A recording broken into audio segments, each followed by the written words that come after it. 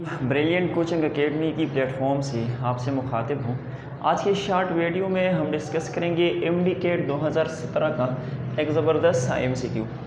MCQ कुछ इस तरह से है, the numerical ratio of displacement to distance is dash, always less than 1, always more than 1, always equal to 1 और option D है लेस और इक्वल टू 1। जो डिस्प्लेसमेंट और डिस्टेंस की रेशो है वो आप लोगों से पूछा गया है कि वो हमारे पास कितना होता है।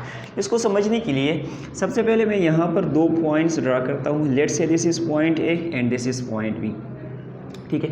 अच्छा, अब इन दोनों पॉइंट्स के दरमियान में अगर हम डिस्प्लेसमेंट की बात कर ले तो हम सबको पता है कि ये हमारे पास शॉर्टेस्ट पाथ होता है, इस तरह का एक स्ट्रेट लाइन आ जाएगा, ये हो गया डिस्प्लेसमेंट। अच्छा, डिस्टेंस हमारे पास कितना हो सकता है?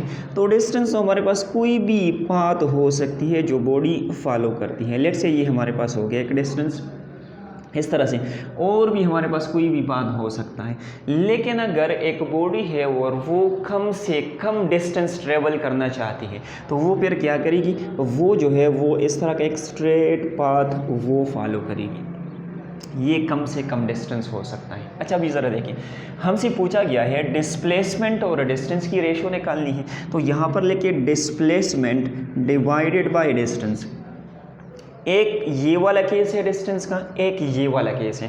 पहले अगर मैं इस पाथ की बात करूँ, कर्व्ड पाथ है, ठीक है, तो डिस्टेंस जो है वो डिस्प्लेसमेंट के मुकाबले में कई ज़्यादा है, डिस्टेंस ग्रेटर है डिस्प्लेसमेंट से। अच्छा, डिस्प्लेसमेंट बाय डिस्टेंस, तो अगर छोटे नंबर को मैं बड़े नंबर से डिवाइड करूँगा तो रिज़ल्ट हमेशा लेस देन 1 आएगा।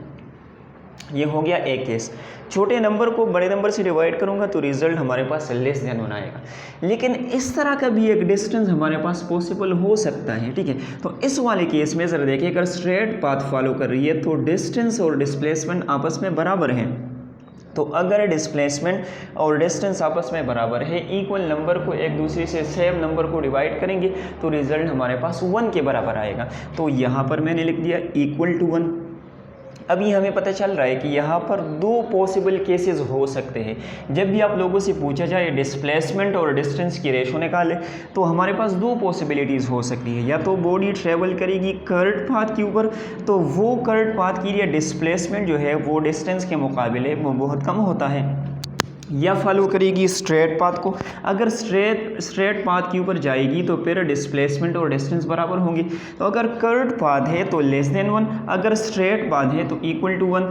तो ये हमारे पास इक्वल टू 1 भी हो सकता है और लेस देन 1 भी, यानी कि ऑप्शन डी हमारे पास करेक्ट ऑप्शन है। अच्छा, इस एमसीक्यूज़ के ऊपर आप लोगों से इस तरह भी पूछा जा सकता है कि आप लोगों ने क्या करना है, कर्व्ड